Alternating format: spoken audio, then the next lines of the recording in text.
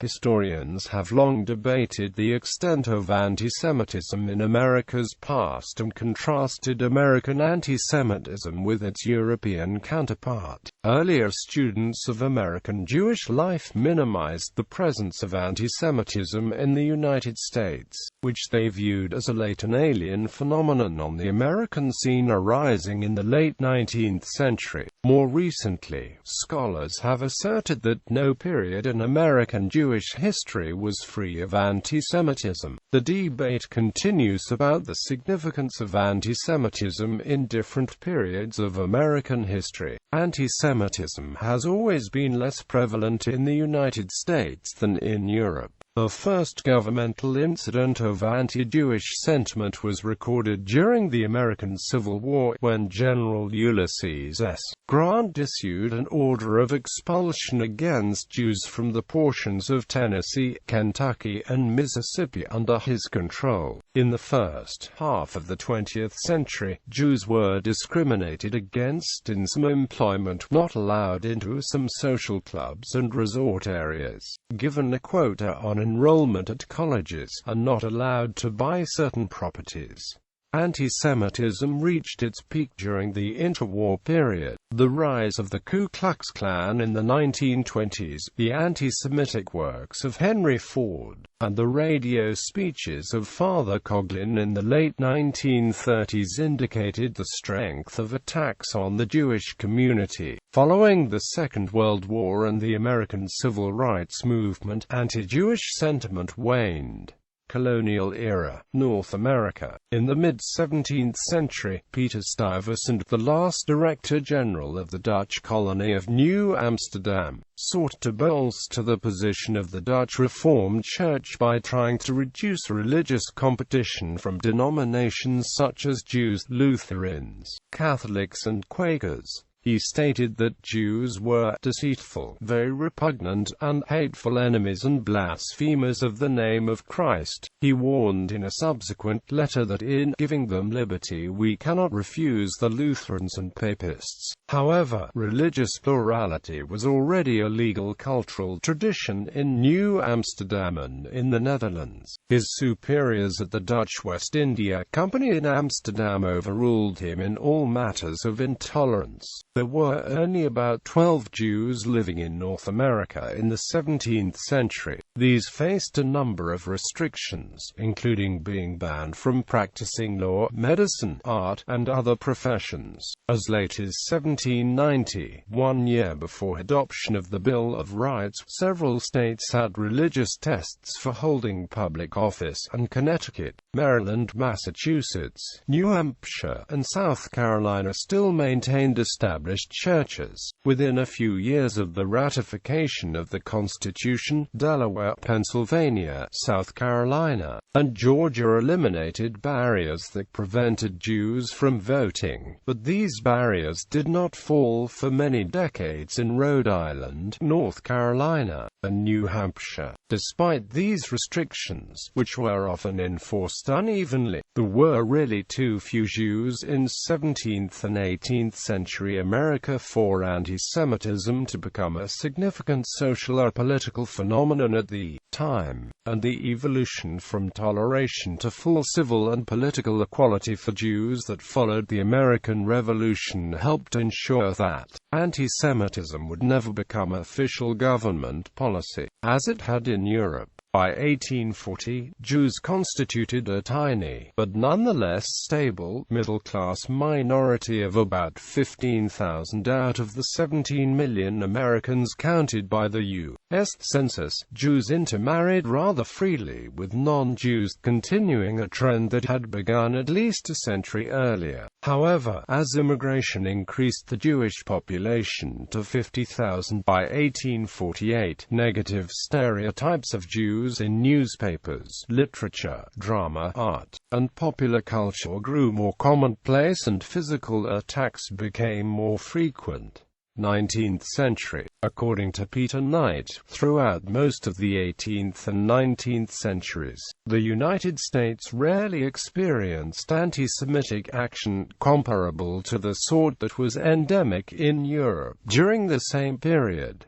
Civil War. By the time of the Civil War, tensions over race and immigration, as well as economic competition between Jews and non-Jews, combined to produce the worst outbreak of anti-Semitism to the date. Americans on both sides of the slavery issue denounced Jews as disloyal war profiteers, and accused them of driving Christians out of business and of aiding and abetting the enemy.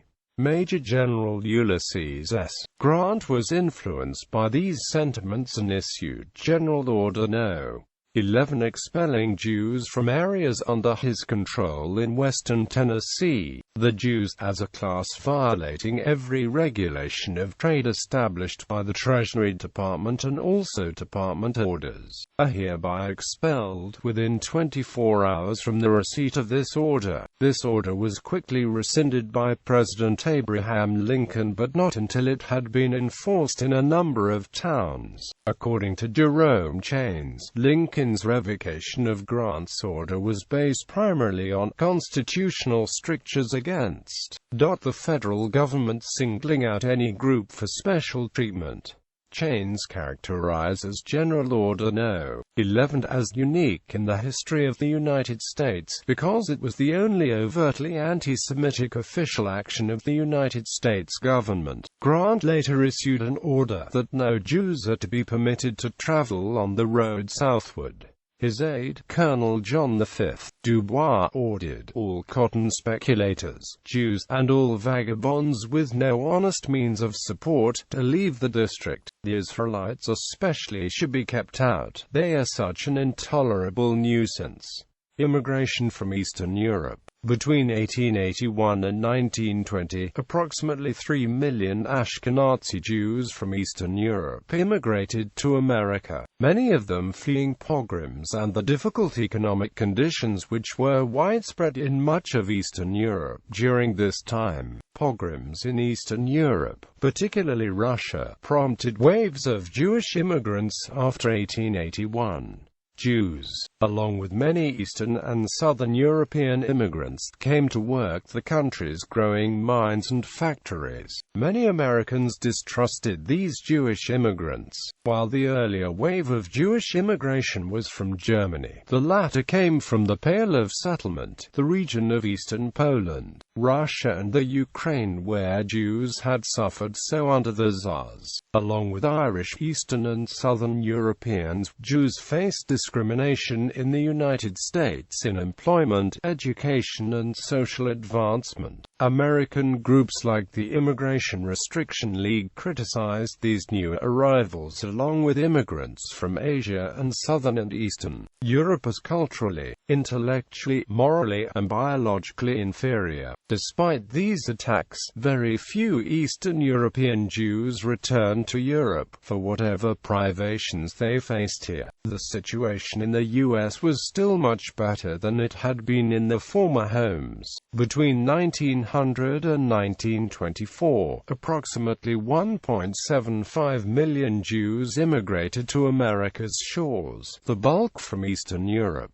Whereas before 1900, American Jews never amounted even to 1% of America's total population, by 1930 Jews formed about 3.5%. This dramatic increase, combined with the upward mobility of some Jews, contributed to a resurgence of anti-Semitism. As the European immigration swelled the Jewish population of the United States, there developed a growing sense of the Jew as different. Jerome Chains attributes this perception on the fact that Jews were concentrated in a small number of occupations. They were perceived as being mostly clothing manufacturers, shopkeepers and department store owners. He notes that so-called German Jews found themselves increasingly segregated by widespread social anti-Semitism that became even more prevalent in the 20th century and which persists in vestigial form even today. Populism in the middle of the 19th century. A number of German Jewish immigrants founded investment banking firms which later became mainstays of the industry. Most prominent Jewish banks in the United States were investment banks, rather than commercial banks. Beginning in the early 1880s, declining farm prices prompted elements of the populist movement to blame the perceived evils of capitalism and industrialism on Jews because of their alleged racial, religious inclination for financial exploitation and, more specifically, because of the alleged financial manipulations of Jewish financiers such as the Rothschilds. Although Jews played only a minor role in the nation's commercial banking system, the prominence of Jewish investment bankers such as the Rothschilds in Europe, and Jacob Schiff of Kuhn, Loeb and Co. in New York City, made the claims of anti-Semites believable to some. One example of allegations of Jewish control of world finances during the 1890s is Mary Elizabeth Lease, an American farming activist and populist from Kansas, who frequently blamed the Rothschilds and the British bankers as the source of farmers' ills. The Morgan Bonds scandal injected populist anti-Semitism into the 1896 presidential campaign. It was disclosed that President Grover Cleveland had sold bonds to a syndicate which included J.P. Morgan and the Rothschilds' house bonds, which that syndicate was now selling for a profit. The populists used it as an opportunity to uphold the view of history, and prove to the nation that Washington and Wall Street were in the hands of the international Jewish banking houses. Another focus of anti-Semitic feeling was the allegation that Jews were at the center of an international conspiracy to fix the currency and thus the economy to a single gold standard. According to Deborah-Moore, populist anti-Semitism used the Jew to symbolize both capitalism and urbanism so as to personify concepts that were too abstract to serve as satisfactory objects of animosity. Richard Hofstadter describes populist anti-Semitism as entirely verbal. Quote, he continues by asserting that was a mode of expression, a rhetorical style, not a tactic or a program. Quote, he notes that did not lead to exclusion laws, much less to riots or pogroms. Quote, however, Hofstadter still concludes that the greenback populist tradition activated most of modern popular anti-Semitism in the United States. Early 20th century. In the first half of the 20th century, Jews were discriminated against in employment, access to residential and resort areas, membership in clubs and organizations, and in tightened quotas on Jewish enrollment and teaching positions in colleges and universities. Restaurants, hotels and other establishments that barred Jews from entry were called restricted. Jewish organizations, new national organizations, were formed for the purpose of improving conditions for American Jewry in general and in advancing its acceptance by American society. Perhaps the most important national Jewish organization was the American Jewish Committee, founded in 1906. Mainly drawn from the elite Western European Jews, it set out to safeguard the civil and religious rights of Jews and to combat discrimination and prejudice. Another important national organization sharing similar aims was the American Jewish Congress, founded in 1922. Lynching of Leo Frank. In 1913, a Jew in Atlanta named Leo Frank was convicted for the rape and murder of Mary Fagan, a 13-year-old Christian girl who he employed. Frank was sentenced to death, but Governor Slayton was convinced after a review of the evidence that Frank was innocent, so he commuted the sentence to life in prison. As a result of public outrage over this act, a Georgia mob kidnapped Frank from prison and lynched him. In response to the lynching of Leo Frank, Sigmund Livingston founded the Anti-Defamation League under the sponsorship of B'nai B'rith. The ADL became the leading Jewish group fighting anti-Semitism in the United States. The lynching of Leo Frank coincided with and helped spark the revival of the Ku Klux Klan. The Klan disseminated the view that anarchists, communists and Jews were subverting American values and ideals. World War I. With the entry of the United States into World War I, Jews were targeted by anti-Semites as slackers and war profiteers, responsible for many of the ills of the country.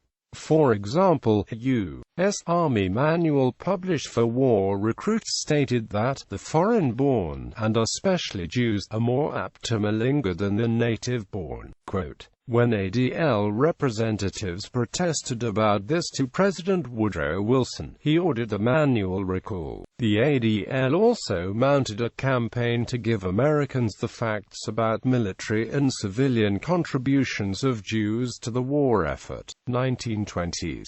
Anti-Semitism in America reached its peak during the interwar period. The rise of the Ku Klux Klan in the 1920s, the anti-Semitic works of Henry Ford, and the radio speeches of Father Coughlin in the late 1930s indicated the strength of attacks on the Jewish community. One element in American anti-Semitism during the 1920s was the identification of Jews with Bolshevism, where the concept of Bolshevism was used pejoratively in the country. Immigration legislation enacted in the United States in 1921 and 1924 was interpreted widely as being at least partly anti-Jewish in intent because it strictly limited the immigration quotas of Eastern European nations with large Jewish populations, nations from which approximately 3 million Jews had immigrated to the United States by 1920. Discrimination in education and professions in 1922. Educational discrimination became a national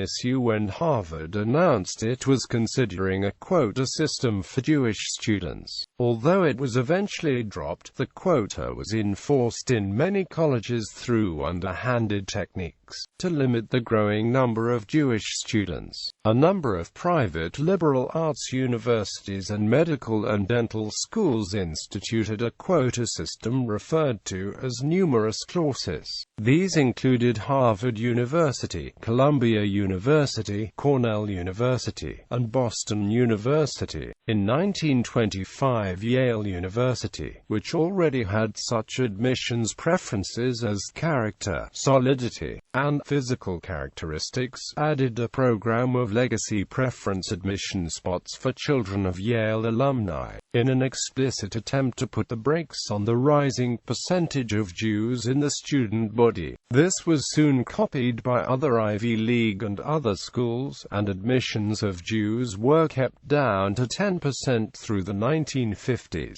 Such policies were for the most part discarded during the early 1960s, although the last vestiges were not eliminated at Yale University until 1970. Jews encountered resistance when they tried to move into white-collar and professional positions. Banking, insurance, public utilities, medical schools, hospitals, large law firms and faculty positions restricted the entrance of Jews.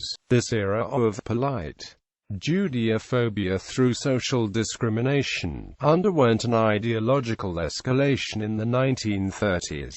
Restriction on immigration. In 1924, Congress passed the Johnson-Reed Act severely restricting immigration. Although the act did not specifically target Jews, the effect of the legislation was that 86% of the 165,000 permitted entries were from Northern European countries, with Germany, Britain, and Ireland having the highest quotas. The act effectively diminished the flow of Jewish immigrants from Eastern Europe to a trickle. Henry Ford was a pacifist who opposed World War I, and he believed that Jews were responsible for starting wars in order to profit from them. International financiers behind all war. They're what is called the international Jew. German Jews, French Jews, English Jews, American Jews. I believe that in all those countries except our own, the Jewish financier is supreme.